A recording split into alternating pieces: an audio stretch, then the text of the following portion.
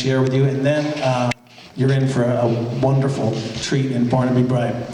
But I'm just going to share this poem. Earlier this year in June, you know, you can't help but notice there's graduations every place, and all these people are getting honorary doctorates to give commencement addresses. And I thought, that's the way. I could get a college degree after all. That would be great. So it didn't seem likely, but I thought, just to be safe, I'm going to write one, just in case I get that call. So if you'll pretend with me that you are at the, where is it? You are at the Walter S. Parker Junior High School, and I'm wearing a mortarboard.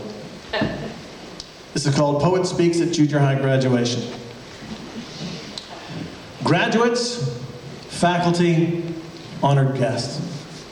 If you're wondering why I was invited here to speak today, it's because I write poems.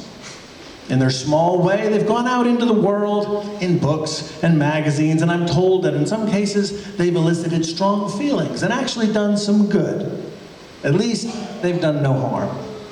You might ask exactly what are the skills that I possess that have elevated me to this lofty position? Well, I'll tell you, because I've given it a lot of thought. I will list for you the attributes that may not be crucial for every poet, but have certainly been crucial for me. I'm a dreamer. I'm a ham. I'm a wise ass. I have an odd and slightly overactive imagination. I like to make things up. I like to tell stories. I'm somewhat compulsive. I'm not particularly ambitious or interested in many facets of so-called adult life. Do you know what kind of student that made me? Awful, abysmal, a distraction and a pain in the ass. Imagine a student like me sitting down with his guidance counselor during his senior year of high school.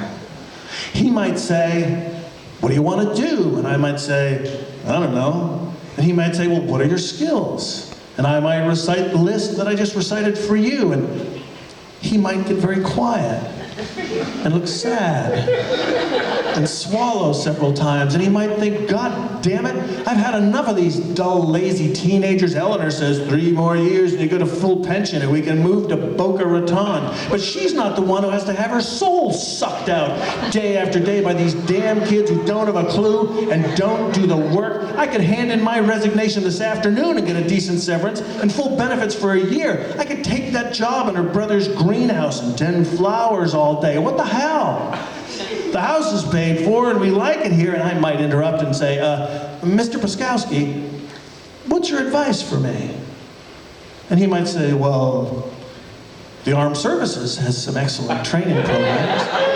And I would thank him and slouch out of there, knowing that rather than follow his plan, I had a better plan of my own that involved a series of menial jobs, a weakness for booze, some night classes, and the writing of poems that would one day elevate me to a status so respectable that I would be invited to address the 8th grade graduating class of the Walter S. Parker Junior High School and wish all of you the very best on your journey, and suggest that you take what your guidance counselor says with a grain of salt, as he or she could be a frustrated poet.